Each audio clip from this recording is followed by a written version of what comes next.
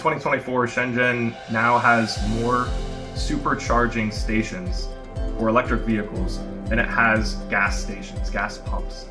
And Shenzhen now has over twice as many public EV chargers than all of the United States. That's just one city.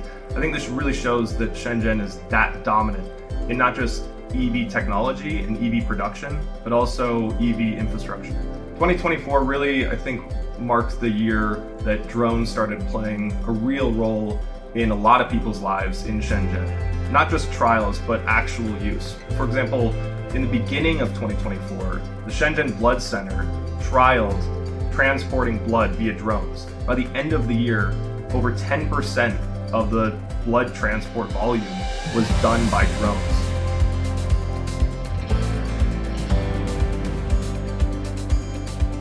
Twenty 2024 really solidified Shenzhen's global lead in electric vehicles. Over 75% of new cars sold in 2024 were electric.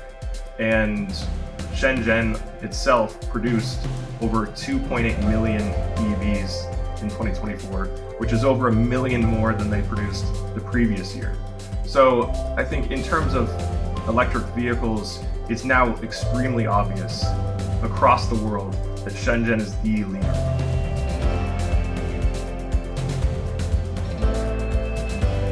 Twenty 2024 has been a really exciting and eventful year for Shenzhen and for our company, Snowball.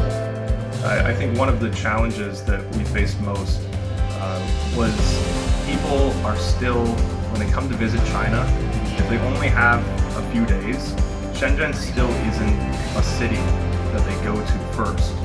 I think a lot of people still think of Shenzhen as more of a manufacturing city and maybe electronics hub, but the implementation of these really advanced technologies really accelerated in 2024. And so when we try to explain these to others who are not in China and even who are not in Shenzhen, it can be difficult if people only go to see, for example, Beijing or Shanghai. If they aren't coming to Shenzhen, then they don't see how drone delivery is actually a part of certain parts of Shenzhen people's lives. EyeShenzhen, be your eyes.